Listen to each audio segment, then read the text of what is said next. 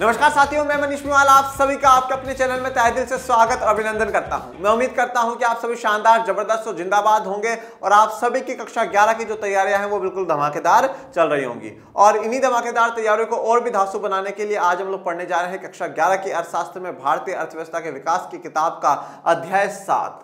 और अध्याय 7 है हमारा रोजगार। इसमें हमने संवर्धी के बारे में पढ़ लिया, अनौपचारिकरण के बारे में पढ़ लिया। अब आज हम लोग चर्चा कर लेते हैं अन्य मुद्दों की, ठीक है, जिसमें हम बेरोजगारी की चर्चा कर चुके हैं। और आज जो हमारा है लेक्चर नंबर 8 है और इसी लेक्चर के साथ आज हमारा जो ये चैप्टर 7 है वो पूरा का पूरा कंप्लीट हो जाएगा। हम फिर इस किताब के 2 अध्याय बाकी हैं, उन 2 अध्यायों को पूरा करने के बाद हमारी किताब 2023-24 के एनसीईआरटी कोर्स के अनुसार पूरी कंप्लीट हो जाएगी।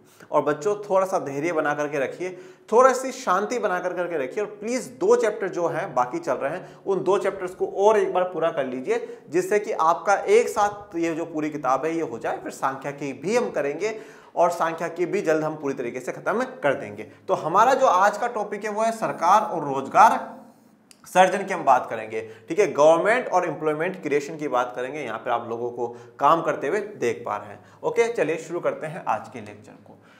सरकार और रोजगार सर्जन की हम लोग बात करें तो देखिए, अभी तक आप लोगों ने जाना कि रोजगार क्या होता है, बेरोजगारी क्या होती है। अब जब बेरोजगारी का सवाल आता है कि जब लोगों के पास काम करने को काम ना हो, ऐसी परिस्थिति को जब हम बेरोजगारी कह रहे हैं। हमने प्रच्छन्न बेरोजगारी देखी, हमने मौसमी बेरोजगारी देखी, हमने खुली बेरोजगारी देखी। जब हमने इस प्रकार की बेरोजगारी देखी है, अनएम्प्लॉयमेंट देखा है, लोकतांत्रिक देशों में और विशेष करके विकासशील देशों में एक ये मुख्य सवाल होता है कि बेरोजगारी को दूर करेगा तो करेगा कौन। और फिर एक ही नाम सामने आता है कि सरकार करेगी, सरकार करेगी। हमने सरकार को जब हम लोग चुनते हैं तो हम हमारी मूलभूत आवश्यकताओं को पूरा करने के लिए चुनते हैं कि रोटी, कपड़ा, मकान, शिक्षा, स्वास्थ्य सरकार की तरफ से हम लोगों को मिले। और इन सब को पाने के लिए हमें आय की, इनकम की जरूरत होती है और इनकम जो देने का काम होगा वो रोजगार से होगा। इसलिए सरकार हमें रोजगार दे, हमें काम धंधा दे और काम धंधा देकर करके जो हमारी मूलभूत आवश्यकता है, हमारी जो बेसिक नीड्स है उनको पूरा करें।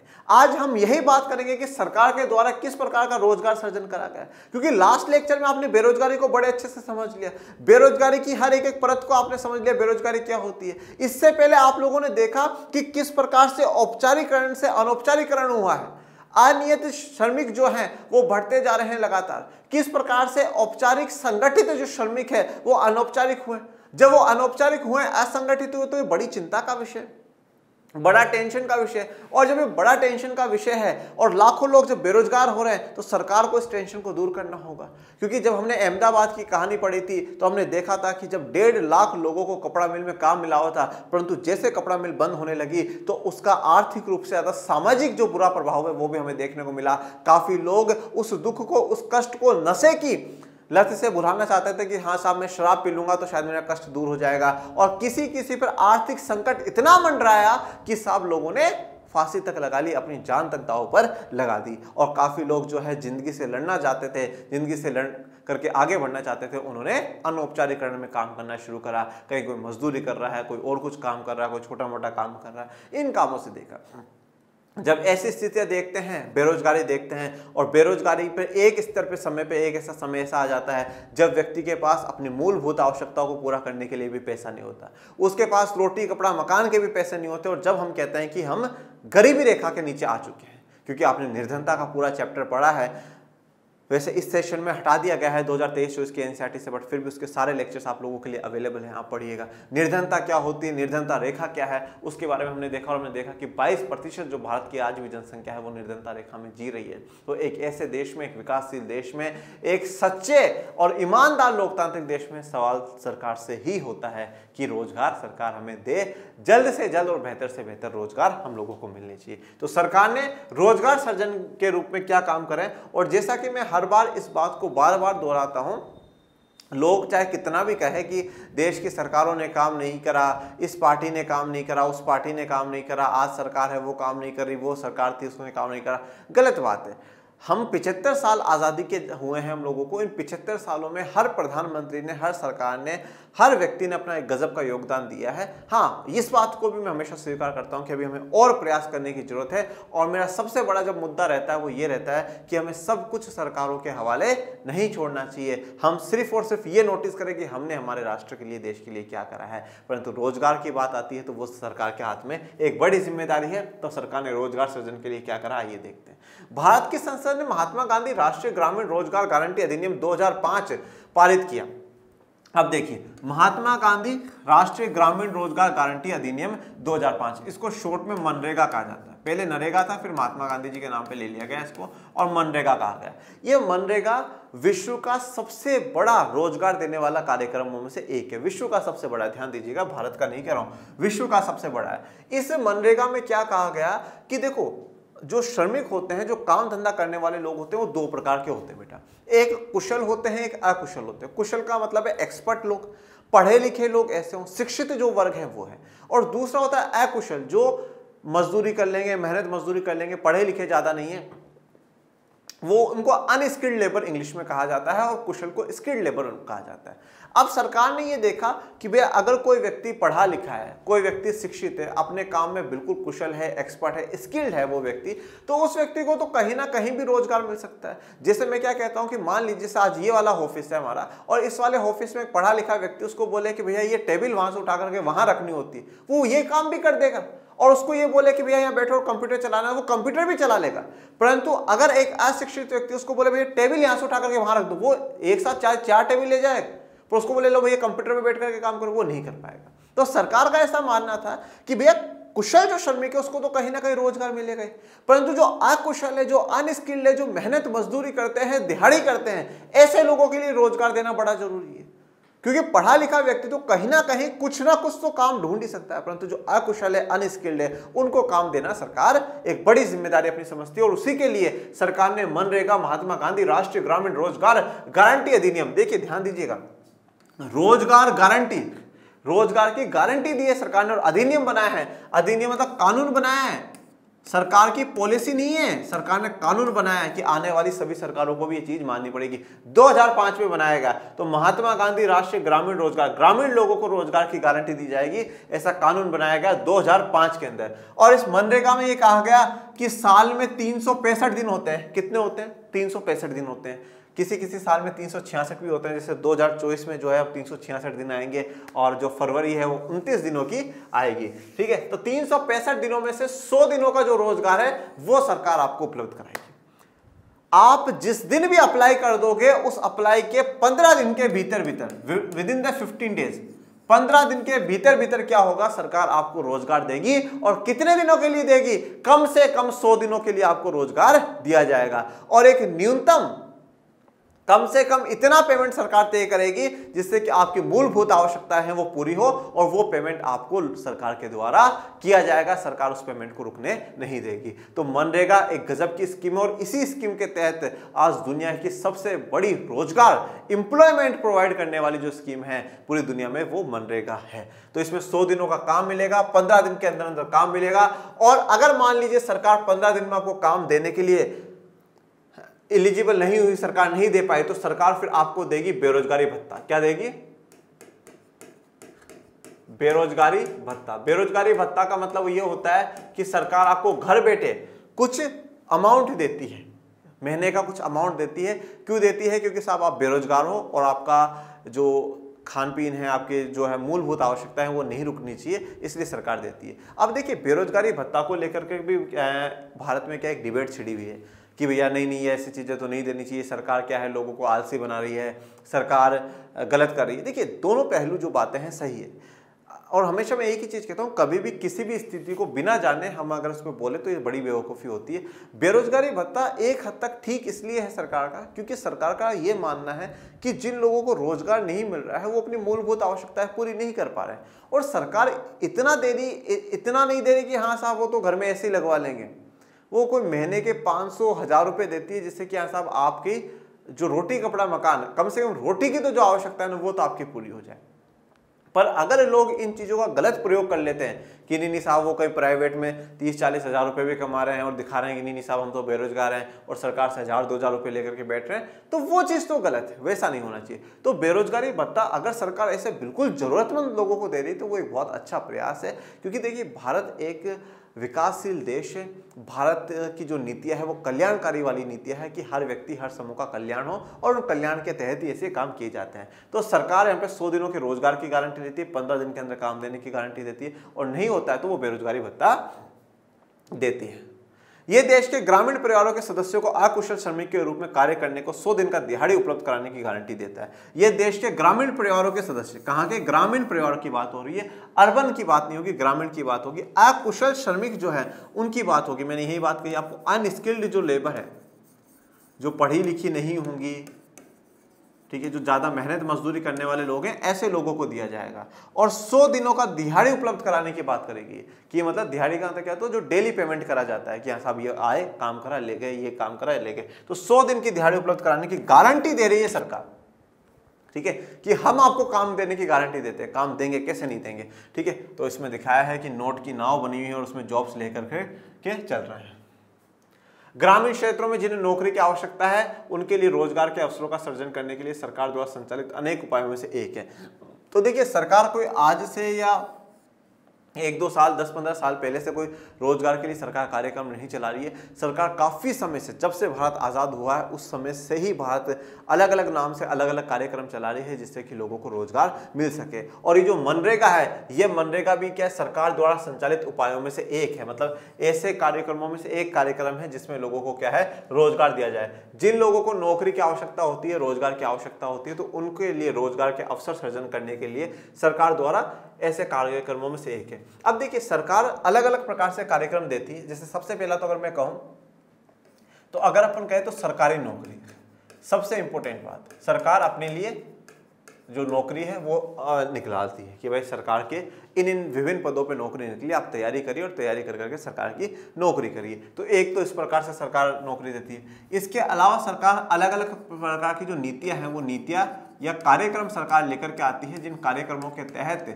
गरीबों को, वंचितों को सरकार मदद करती है। ठीक है, एक इसके अलावा अगर आप देखेंगे तो सरकार क्या है, ऋण उपलब्ध करा देती है। ऋण उपलब्ध कराना, ऋण उपलब्ध क्यों करवा रही है, जिससे कि आप अपना कोई छोटा मोटा धंधा, कोई स्टार्टअप, कोई बिजनेस शुरू कर सको और उस बिजनेस से फिर जब वो धीरे धीरे बढ़ने लग जाए तो आप 2 लोगों को, 5 लोगों को रोजगार दे सको। ठीक है, किसानों को ऋण देना है, युवाओं को ऋण देना है, महिलाओं को ऋण देना है, दलितों को, पिछड़ों को ऋण देना है कि वो थोड़ा बिजनेस शुरू कर सके। इसके अलावा और भी ऐसे अन्य कार्यक्रम है, जैसे 1984 के आसपास में चला था काम के बदले अनाज, आप काम करके जाओ आपको अनाज दिया जाएगा। फिर उसके अलावा और भी कार्यक्रम चले हैं प्रधानमंत्री जी के नाम पे, प्रधानमंत्री जो रोजगार गारंटी कार्यक्रम ऐसे हैं, शहरों के लिए चलाए गए हैं, ग्रामीण क्षेत्रों के लिए अलग अलग प्रकार के कार्यक्रम सरकार द्वारा चलाए गए हैं। स्वतंत्रता प्राप्ति के बाद से संघीय और राज्य सरकारें रोजगार सृजन हेतु अवसरों की रचना करने में बहुत महत्वपूर्ण भूमिका निभाती आ रही है। और स्वतंत्रता प्राप्ति के बाद जैसे हमें आजादी मिली उसके बाद से संघीय और राज्य सरकार, संघीय सरकार का मतलब क्या है, जो केंद्र सरकार है वो, और राज्य सरकार है, दोनों ही रोजगार सृजन के अवसरों में एक बड़ी महत्वपूर्ण भूमिका निभाती हुई आ रही है। दोनों ही सरकारें कोशिश कर रही हैं कि भाई ज़्यादा से ज़्यादा लोगों को रोजगार मिले और वो अपने जीवन को बेहतर बना सके। ये जो तस्वीर है लोगों के रोजगार की दर्शाई है। इनके प्रयासों को 2 वर्गों में विभाजित किया जा सकता है, प्रत्यक्ष तथा अप्रत्यक्ष। किसके प्रयासों को 2 में विभक्त किया जा सकता है, सरकारों के।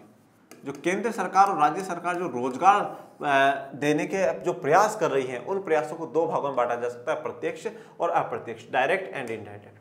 जैसा कि आपने पिछले अनुभाग में पढ़ा कि प्रथम श्रेणी में सरकार अपने विभिन्न विभागों में प्रशासकीय कार्यों के लिए नियुक्तियां करती है। तो अभी आपने पिछला जो लेक्चर जब आपने पढ़ा था तो उसमें देखा था कि सरकार विभिन्न विभागों में, जो सरकार के अलग अलग विभाग है, सरकार का रेलवे विभाग है, सरकार के हेल्थ में हॉस्पिटल्स हैं, सरकार के अलग अलग जो डिपार्टमेंट्स हैं, उन अलग अलग डिपार्टमेंट में सरकार प्रशासकीय कार्य, एडमिनिस्ट्रेशन का कार्य करने के लिए नियुक्त करती है। ठीक है, करती है, किसी को बाबू बनाती है, किसी को उससे बड़ा पद पे, किसी को अलग अलग पद पे, जैसे मैंने बताया सरकारी नौकरियों के लिए सरकार क्या करती है, अपॉइंट करती है। तो ये पिछले लेक्चर में आपने पढ़ा कि लोग सरकारी नौकरी की तरफ ज्यादा आकर्षित होते हैं, जो कि एक संगठित क्षेत्र है, जहां पर संगठित क्षेत्र की क्या परिभाषा है कि सरकारी प्रतिष्ठान जितने भी, सरकार के अंडर में जितने भी फैक्ट्री, उद्योग, जो कुछ भी है वो सरकार के सारे संगठित है। उसके अलावा कोई भी ऐसी प्राइवेट कंपनी जहां पर 10 से अधिक लोग काम करते हैं उसको संगठित कहा जाता है। और ऐसे संगठित क्षेत्रों में कुछ सुविधाएं होती हैं, जैसे कि मेडिकल की सुविधा, छुट्टी की सुविधा, छुट्टी नहीं ले रहे हैं तो उसका एक्स्ट्रा पेमेंट, काम एक्स्ट्रा कर रहे हैं तो उसका एक्स्ट्रा पेमेंट दिया जाता है,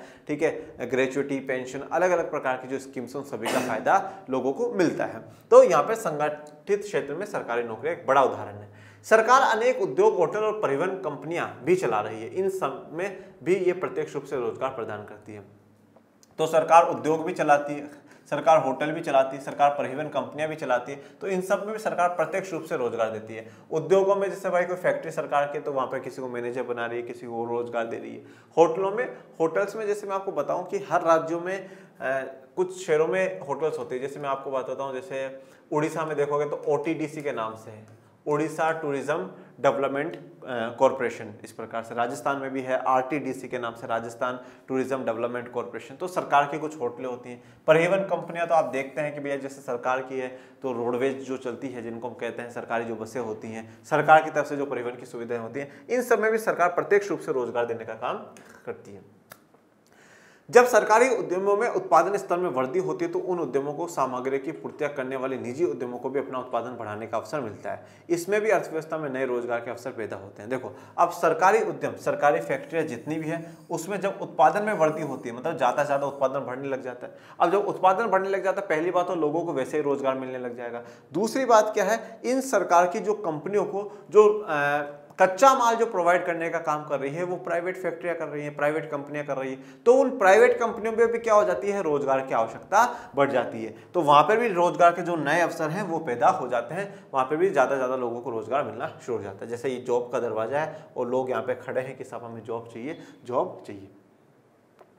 उदाहरण के लिए एक सरकारी इस्पात मिल में उत्पादन वृद्धि से उस सरकारी कंपनी में रोजगार में प्रत्यक्ष वृद्धि होती है। तो जैसे एक सरकारी इस्पात मिल है, इस्पात मिल का मतलब क्या हो गया, स्टील, ठीक है, स्टील बनाने वाली जो फैक्ट्री है, अब उसमें क्या उत्पादन हुआ तो सरकारी कंपनी में रोजगार में प्रत्यक्ष वृद्धि होगी। मतलब यह उत्पादन बढ़ रहा है, प्रोडक्शन बढ़ रहा है, जैसे जैसे अगर काम बढ़ता जाएगा वैसे वैसे ज्यादा से ज्यादा लोगों की आवश्यकता होगी, ज्यादा से ज्यादा लोगों को काम पे लगाने ये क्या है, रोजगार ही तो है। तो इस प्रकार से जब भी किसी भी फैक्ट्री का, किसी भी कंपनी का प्रोडक्शन बढ़ता है तो उससे क्या होता है, रोजगार में वृद्धि होती है, रोजगार में बढ़ोतरी होती है। साथ ही उस इस्पात मिल को उत्पादन की पूर्ति करने वाली और उससे इस्पात खरीदने वाली निजी कंपनियों को भी अपने अपने उत्पादन और रोजगार बढ़ाने का अवसर मिल जाता है। यह सरकार द्वारा अप्रत्यक्ष रूप से अर्थव्यवस्था में रोजगार के अवसरों का सृजन है। अब देखो, ये जो इस्पात मिल है ये किसकी है, सरकार की। यहां पर अगर उत्पादन बढ़ रहा है तो पहली बात तो डायरेक्टली क्या है कि रोजगार बढ़ रहा है, सरकार वहां पर रोजगार दे देगी। इसके अलावा क्या है, सरकार की इस स्टील कंपनी से क्या होता है कि सरकार की इस स्टील कंपनी से अगर कोई प्राइवेट कंपनी उनको कच्चा माल दे रही है तो उसके पास भी काम बढ़ रहा है, पहली बात। दूसरी बात, कोई इससे कुछ खरीद रहा है, जैसे मान लीजिए कोई स्टील से कुछ बना हुआ है और कोई दूसरी कंपनियां खरीद रही है तो उनको भी फायदा होता है, बेनिफिट होता है, और वहां पर भी रोजगार की आवश्यकता बढ़ जाती है। तो इस प्रकार से प्रत्यक्ष अप्रत्यक्ष रूप से सरकार रोजगार कराती है। आपने सेल का नाम सुना होगा, steel authority of India limited. ये क्या है, ये सरकार की ही तो हुई कंपनी है बेटा जी। आपने ध्यान दिया होगा कि सरकारों द्वारा गरीबी निवारण के लिए चलाए जा रहे अनेक कार्यक्रमों का क्रियान्वयन भी रोजगार सृजन के माध्यम से ही होता है। उन्हें रोजगार सृजन कार्यक्रम भी कहा जाता है।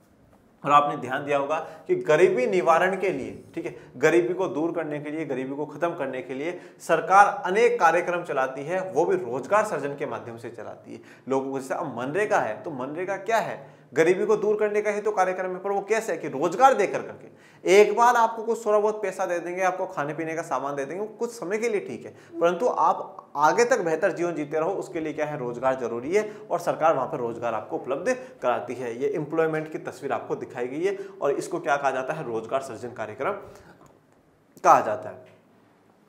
इस तरह के कार्यक्रम केवल रोजगार ही उपलब्ध नहीं कराते, इनके सारे प्राथमिक जन स्वास्थ्य, प्राथमिक शिक्षा, ग्रामीण आवास, ग्रामीण जलापूर्ति, पोषण, लोगों की आय तथा रोजगार सृजन करने वाली परिसंपत्तियां खरीदने में सहायता, दिहाड़ी रोजगार के सृजन के माध्यम से सामुदायिक परिसंपत्तियों का विकास, गृह और स्वच्छता सुविधाओं का निर्माण, गृह निर्माण के लिए सहायता, ग्रामीण सड़कों का निर्माण और बंजर भूमि आदि के विकास के लिए कार्य पूरे किए जाते हैं। देखिए, अब रोजगार सृजन कार्यक्रम या गरीबी निवारण जो कार्यक्रम होते हैं गरीबी को दूर करने के लिए और लोगों के जीवन स्तर को बेहतर बनाने के लिए जो कार्यक्रम होते हैं उसमें सिर्फ और सिर्फ सरकार रोजगार उपलब्ध नहीं कराती, रोजगार तो उपलब्ध कराएगी कैसे न कैसे, प्रत्यक्ष अप्रत्यक्ष रूप से सरकार कैसे न कैसे तो रोजगार उपलब्ध कराएगी। उसके अलावा सरकार क्या करती है, प्राथमिक जन स्वास्थ्य मतलब जो स्वास्थ्य की जो हेल्थ फैसिलिटीज है वो सरकार अवेलेबल कराती है। जैसे ग्रामीण क्षेत्रों में सरकार क्या करती है, PHC खोलती है, प्राइमरी हेल्थ सेंटर खोले जाते हैं, मतलब जो प्राथमिक जन स्वास्थ्य केंद्र है वो खोले जाते हैं। मतलब जनरली कोई छोटी मोटी परेशानी होती है, सर्दी जुकाम लग गया, पेट में दर्द हो गया और हो गया, तो वहीं आपके लिए एक छोटा सा क्लिनिक सा खोल देती है सरकार, जैसे कि आप अपना ट्रीटमेंट ले सको, आपको बार बार भाग करके शहरों में या कोई बड़ी जगह पर ना जाना पड़े। तो इससे भी क्या होगा, वहाँ का जो स्वास्थ्य स्तर है वो सुधरेगा। प्राथमिक शिक्षा, तो सरकार प्राथमिक शिक्षा के लिए 1 से लेकर के 8वीं तक स्कूलें खोलती है, ठीक है, 1 से 8वीं तक स्कूलें खोल देती है, जिससे क्या होगा कि जो गरीब का बच्चा है वो पढ़ेगा, ठीक है, वो फिर आगे बढ़ेगा। और वहाँ पे जब मिड डे मील योजना, ठीक है, कि भाई दोपहर में खाना देने की जो योजना है वो 8वीं क्लास तक के बच्चों के लिए होती है, कि 8वीं क्लास तक का जो बच्चा है उसको दिन में दोपहर में मुफ्त में सरकार वहाँ पे खाना खिलाएगी। ग्रामीण आवास, ठीक है, आपने बहुत सी बार देखा होगा कि प्रधानमंत्री आवास योजनाएं चलती है, तो वहां पे जो गरीब लोग होते हैं उनको सरकार मकान बना करके देती है कि भैया ये सरकार ने मकान बनाया, अब आप इसमें रहिए। जैसे कि आपने वो नायक मूवी देखी होगी, तो जब अनिल कपूर जी एक दिन के लिए वहाँ के मुख्यमंत्री बनते हैं और वो झुग्गी झोपड़ी वाले इलाके में जाते हैं और वहाँ पे देखते हैं कि भैया सरकार ने बिल्डिंग बना करके दे रखी है, परंतु उसमें क्या है कि जो गरीब लोग हैं उन्होंने तो किसी दूसरे को ही किराए पर दे रखा है। तो फिर अनिल कपूर जी क्या करते हैं, सारे लोगों को जिनको मकान अलॉट थे, सच में सरकार ने अलॉट करते, उनको मकानों में शिफ्ट करती। तो वो क्या है कि प्रधानमंत्री मुख्यमंत्री ग्रामीण आवास या शहरी आवास योजना चलाई होगी कि भाई गरीबों को घर देने का काम सरकार कर रही है। ग्रामीण इलाकों में जलापूर्ति, मतलब जल की सप्लाई करना, उनका पोषण का ध्यान रखना, लोगों की आय इनकम को बढ़ाने के लिए काम करना, रोजगार सर्जन करने वाली परिसंपत्तियां खरीदने में सहायता करना। देखो अब ज्यादा से ज्यादा रोजगार सर्जन, ज्यादा से ज्यादा रोजगार बनाने वाली ऐसी परिसंपत्तियां, ऐसी असेट्स को खरीदने में भी सरकार क्या करती है, सहायता करती है। ये क्या है, एक ये उदाहरण है कि भैया आप अपना स्टार्टअप या आप अपना जो बिजनेस है ना वो शुरू कर लो, और उसको शुरू करने के लिए अगर आपको कोई पैसा चाहिए तो सरकार आपको देगी। जैसे मान लीजिए रोजगार को बढ़ाने के लिए कोई भी, जैसे आज महिला है, महिला रोजगार चाहती है कि भाई मैं रोजगार खुद का कुछ शुरू करूँ, जैसे मान लो मैं सिलाई सेंटर खोलना चाहती हूँ और सिलाई सेंटर के लिए उसको मशीन चाहिए, अब वो एक संपत्ति हो गई, उस संपत्ति को खरीदने के लिए सरकार पैसा दे रही है कि आप हमसे पैसा ले लो। तो इस प्रकार से कोई भी रोजगार को बढ़ावा देने वाली जो परिसंपत्तियां हैं उनको खरीदने में सहायता सरकार करती है। दिहाड़ी रोजगार सृजन के माध्यम से सामुदायिक परिसंपत्तियों का विकास करना, और मतलब जो दिहाड़ी मजदूरी है, दिहाड़ी रोजगार देकर के सामुदायिक परिसंपत्ति, ऐसी परिसंपत्तियां जो पूरे समुदाय के काम आ सके, उनके विकास में काम करती है सरकार। गृह और स्वच्छता सुविधाओं का निर्माण, ठीक है, मकान का जैसे आवास की बात हुई थी, स्वच्छता सुविधाओं का निर्माण, जैसे अब भी आप देखेंगे कि 2014 में माननीय प्रधानमंत्री श्री नरेंद्र मोदी जी की सरकार में आने के बाद हर घर में शौचालय बनाए गए हैं। तो वो क्या है कि स्वच्छता के हिसाब से बनाए गए हैं कि भैया कोई बाहर ना जाए, घरों में ही स्वच्छ रहे। गृह निर्माण के लिए सहायता, घर बनाने के लिए सरकार सहायता करती है। ग्रामीण सरकारों का निर्माण करती है, और ग्रामीण सड़कों के लिए आपने कक्षा 10 में पूरा अच्छे से पढ़ा होगा, ज्योग्राफी का जो चैप्टर 7 था, ठीक है, राष्ट्रीय अर्थव्यवस्था की जीवन रेखा है, कि जैसे गोल्डन क्वाड्रिलेटरल, स्वर्णिम चतुर्भुज की सड़कें होती हैं, फिर उसके बाद CPWD बनाता है, PWD बनाता है, ग्रामीण सड़कें होती हैं। और ग्रामीण सड़कों के लिए तो बाकायदा प्रधानमंत्री जी की योजना लागू होती है कि प्रधानमंत्री ग्राम सड़क परियोजना चलाई जाएगी, मतलब प्रधानमंत्री जी वहाँ पर सड़कें बनवा रहे हैं। बंजर भूमि जो होती है उसका विकास, कि भाई बंजर भूमि को फिर से ठीक करा जाए, खेती हो सके या वहाँ पर और कुछ काम आ सके, तो उसके विकास के लिए कार्य करती है। तो सरकार सिर्फ और सिर्फ रोजगार उपलब्ध नहीं कराती, सरकार इन सारे कामों के द्वारा गरीबी निवारण करती है और लोगों को एक बेहतर जीवन स्तर देने का काम सरकार वहां पर करती है। चलिए, अब हमारा वैसे चैप्टर पूरा कंप्लीट हो गया। एक बार छोटा सा इस पूरे चैप्टर का रिवीजन के तौर पर हम निष्कर्ष को या कंक्लूजन को देख लेते हैं। वैसे देखिए, कंक्लूजन पढ़ना जरूरी होता नहीं और मैं पढ़ाता भी नहीं हूँ, पर क्या है कि यहाँ से आपको एक पूरा चैप्टर पूरा रिवाइज हो जाएगा। कंक्लूजन, निष्कर्ष का मतलब क्या है, पूरा निचोड़ लेना कि हाँ भैया पूरे चैप्टर में हमने क्या पढ़ा है, उसका एक शॉर्ट रिविजन के तरह से हो जाता है। तो इसको जल्दी से अपन लोग इसको देख लेते हैं। भारत के श्रम बल संरचना में परिवर्तन आ चुका है। तो हम देखते हैं कि जो भारत की श्रम बल संरचना है उसमें परिवर्तन आ चुका है। अब धीरे धीरे लोग प्राथमिक क्षेत्र से ज्यादा काम किधर कर रहे हैं, सेवा क्षेत्र में ज्यादा काम कर रहे हैं, परंतु अभी भी सबसे ज्यादा अगर बड़ा नियोक्ता है तो प्राथमिक क्षेत्र ही है। सेवा क्षेत्र में रोजगार के नए अवसरों का सृजन हो रहा है। सेवा क्षेत्र का विस्तार तथा इसमें नई प्रौद्योगिकी के प्रादुर्भाव का कारण अब निर्बाध रूप से लघु उद्योगों तथा कुछ विशिष्ट उपक्रम तथा विशेषज्ञ श्रमिक बहुराष्ट्रीय कंपनियों से प्रतिस्पर्धा में टिक सकते हैं। तो सेवा क्षेत्र के रोजगार के नए अवसरों का सृजन हो रहा है। ठीक है, सर्विस सेक्टर है वो लगातार बढ़ता जा रहा है, यहाँ पे लोग ज़्यादा काम कर रहे हैं। सर्विस सेक्टर जीडीपी में भी बहुत अच्छा योगदान दे रहा है। सेवा क्षेत्र का विस्तार हो रहा है, इसमें नई टेक्नोलॉजी का प्रादुर्भाव के कारण, मतलब नई टेक्नोलॉजी इसमें आ रही है, इसके कारण निर्बाध रूप से मतलब बिना किसी रोक टोक के लघु उद्योगों और कुछ विशिष्ट उपक्रम और विशेषज्ञ श्रमिक ही बहुराष्ट्रीय कंपनियों से प्रतिस्पर्धा कर पा रहे हैं, कॉम्पिटिशन कर पा रहे हैं। ये मजदूरों की तस्वीर। कार्य की आउटसोर्सिंग एक सामान्य बात हो गई। इसका तात्पर्य यह है कि बड़ी फर्म के लिए ये लाभप्रद है कि वह अपने विशेष विभागों जैसे विधि, कंप्यूटर प्रोग्रामिंग या ग्राहक सेवा अनुभाग को बंद कर छोटे उद्यमियों को बड़े पैमाने पर छोटे छोटे रोजगार उपलब्ध कराए, जो कि एक दूसरे देशों में स्थित हो सकता है।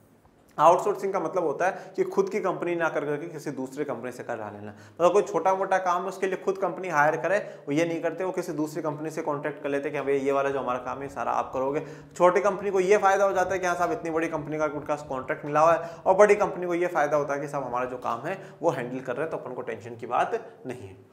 आधुनिक कारखाने ही परंपरागत अवधारणा इस प्रकार बदल रही है कि घर ही कार्यस्थलों में परिवर्तित हो रहे हैं। तो अब धीरे धीरे जब स्टार्टअप होते हैं तो लोग घरों पर ही शुरू कर लेते हैं। ये समस्त परिवर्तन व्यक्तिगत श्रमिक के पक्ष में नहीं हो रहा है। श्रमिकों को न्यूनतम सामाजिक सुरक्षा की उपलब्धता के कारण रोजगार का स्वरूप और अधिक अनौपचारिकरण हो गया है। तो अब हम देखते हैं कि कम से कम सामाजिक सुरक्षा उनको मिल पाती है, तो इसके कारण क्या हो रहा है, अब ज्यादा अनौपचारिकरण हो गया, अनौपचारिक हो गए हैं। इसके बावजूद पिछले कुछ दशकों में सकल घरेलू उत्पाद में तीव्र वृद्धि हमारे हुई है, जीडीपी में हमारी ग्रोथ हुई है। लेकिन इसके साथ ही रोजगार के अवसरों का सृजन नहीं होने के कारण सरकार को विशेष तौर से ग्रामीण क्षेत्रों में रोजगार के अवसरों का सृजन करने के लिए बाध्य होना पड़ रहा है। पर फिर भी क्या है, रोजगार ज़्यादा सृजन नहीं हो रहे हैं, रोजगार ज़्यादा नहीं आ पा रहे हैं, इसलिए सरकार को विशेष करके ग्रामीण क्षेत्रों में रोजगार बढ़ाने के लिए काम करना पड़ रहा है। सरकार बाध्य हो रही है क्योंकि ग्रामीण क्षेत्र का जो मुख्य क्षेत्र है वो एग्रीकल्चर है। एग्रीकल्चर में काफ़ी लोग काम कर रहे हैं, परंतु प्रचंड बेरोजगारी वहाँ पर ज़्यादा पाई जाती है। ये ग्रामीण महिलाओं की खेतों में काम करते हुए तस्वीर। इसी के साथ आज का हमारा ये लेक्चर कंप्लीट होता है और इसी के साथ हमारा ये चैप्टर भी कंप्लीट होता है। फिर से मैं बच्चों कहता हूँ थोड़ा सा धैर्य बनाए रखिएगा। 2 चैप्टर हैं उनको भी अपन पहले खत्म करेंगे, फिर सांख्यिकी को एक साथ में शुरू करेंगे और एक साथ में खत्म कर देंगे।